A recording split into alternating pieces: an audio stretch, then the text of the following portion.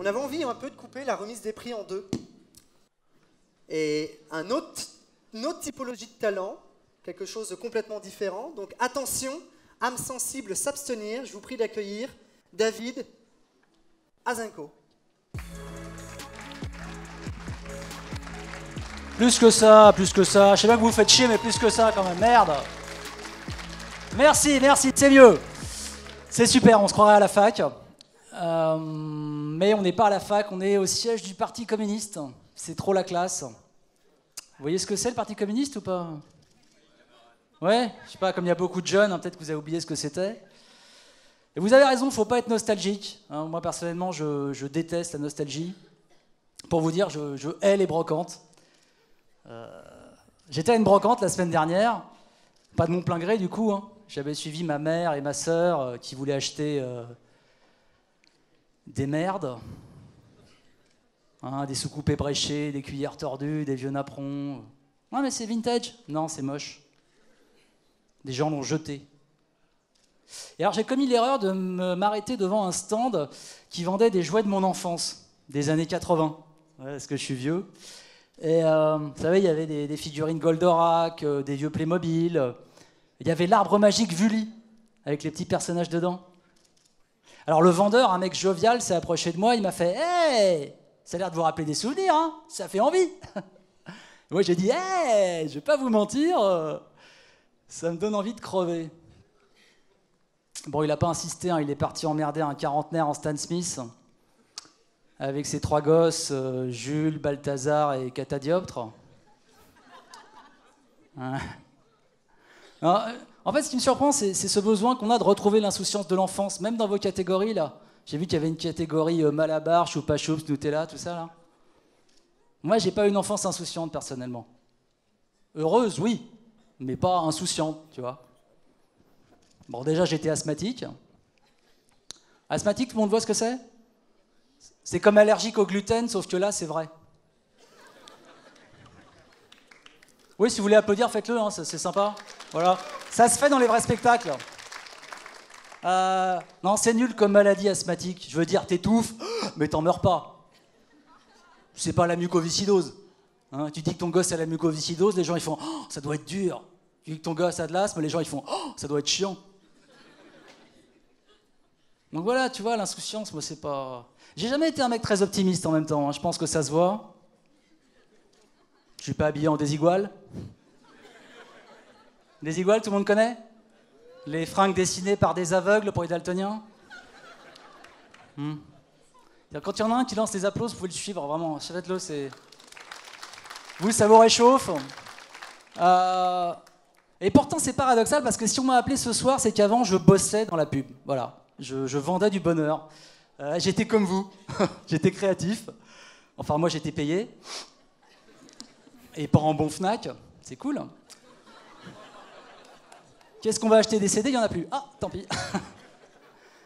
Non, moi, j'ai fait partie de l'âge d'or, hein, le début des années 2000. J'avais la belle vie, j'avais tout, les filles, l'argent, les rhumes.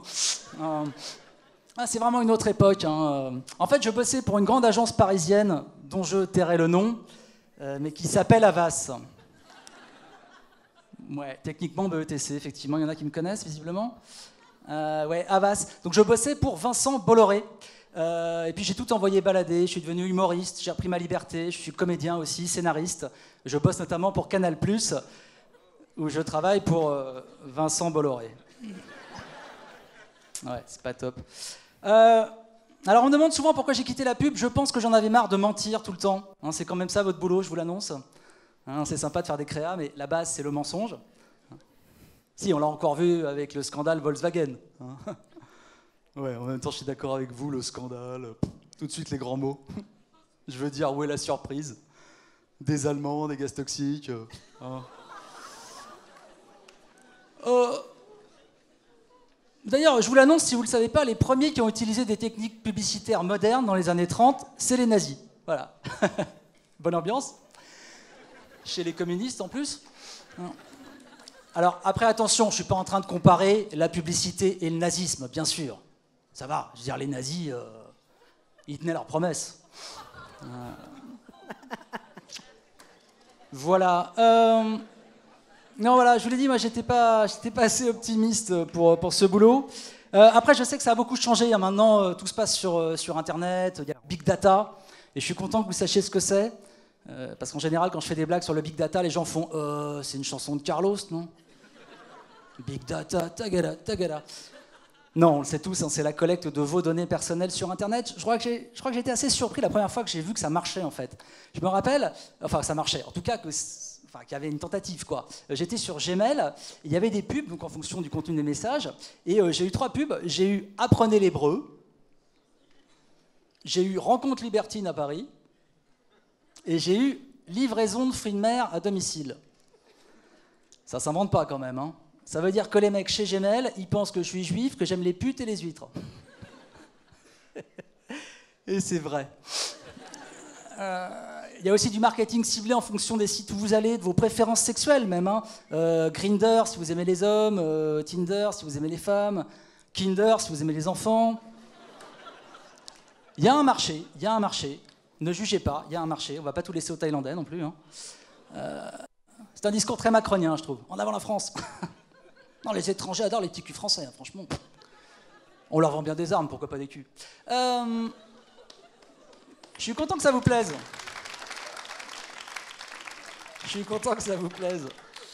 Ouais, non, tout se passe sur Internet. Il y a aussi les objets connectés. Les objets connectés, c'est formidable. J'ai vu la Nike Watch, là.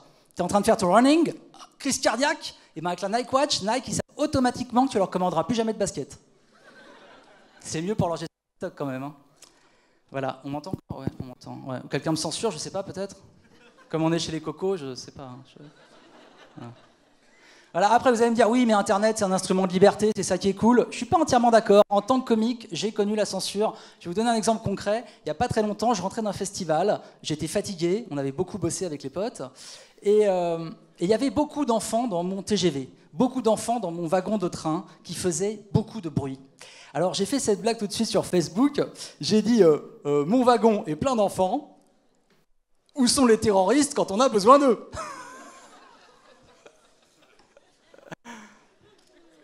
Si, c'est marrant. J'ai eu 400 likes, c'est marrant. J'ai eu 400 likes, mais ensuite Facebook a suspendu mon compte. Voilà où on en est, les gars. Attendez, on est d'accord, c'est du second degré ce que je raconte. Je veux dire, je suis dans le même wagon que les gosses. Et on le sait, les terroristes visent mal et les enfants bougent beaucoup. Je vous laisserai là-dessus. Merci beaucoup.